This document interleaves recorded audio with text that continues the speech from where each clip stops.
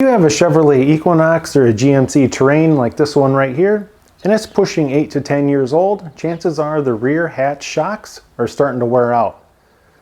This is what we're going to be replacing in this video.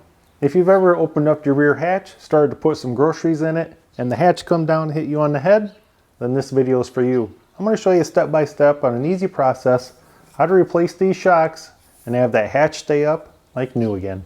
Let's open up the hatch and I'll show you exactly what we're going to be doing. So as you can see with the hatch open, we have a shock on the driver's side and over here on the passenger side. And after about 8 to 10 years, these wear out, and that's what makes your hatch drop down.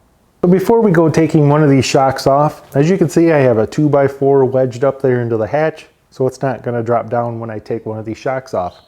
Either have a second person hold the hatch up or use a broom handle. Something needs to support the hatch while we take one of the shocks off. So in order to get these little shocks off, you'll see the shock end right here. There's a metal band that goes around the end of it, and you're going to have a slot on both sides of the band. On this side of the band there's going to be a wider slot. That's where you're going to need a very small flat blade screwdriver. You're going to insert it into the slot, so work your way under that band, and then you're going to twist the screwdriver. The band will come out a little bit, and then you just pull off. Just like that.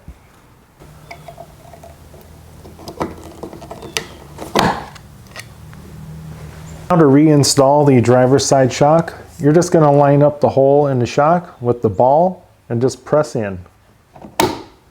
You'll feel it positively lock. Just kind of tug on it a little bit and make sure it's locked in place. So now we're just going to line up this end of the shock with the ball, line it up in place, and just push in. So that completes the reassembly of the driver's side. So we're going to go ahead and do the same thing with the passenger side.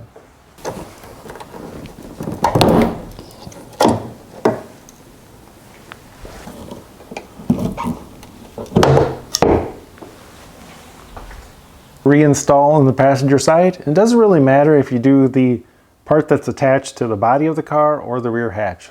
I'm going to install this one with the rear hatch first. So we're just going to go ahead and push into place.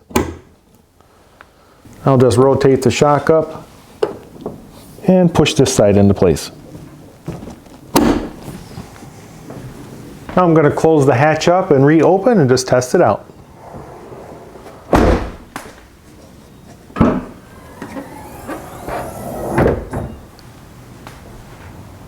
Congratulate yourself on a job well done. You didn't have to take it anywhere. You saved yourself a lot of time and money. I'll put a link in the description below on the shocks that I use for my vehicles. Buy them off Amazon, have them show up at your doorstep in 1 to 2 days. This should only take about 15 minutes to do, and once you do it, you'll realize how easy it actually is. Hope you guys enjoyed this video, and thanks for watching.